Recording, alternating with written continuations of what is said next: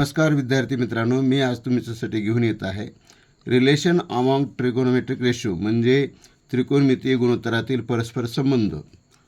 1 number tan theta बरोबर sine theta भागिले cos theta.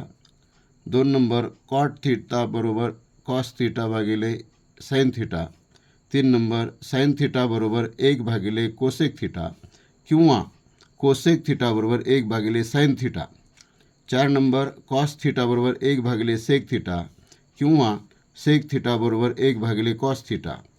5 number tan theta बरोबर 1 भागिले कॉट थीटा किंवा कॉट थीटा बरोबर 1 भागिले टॅन थीटा।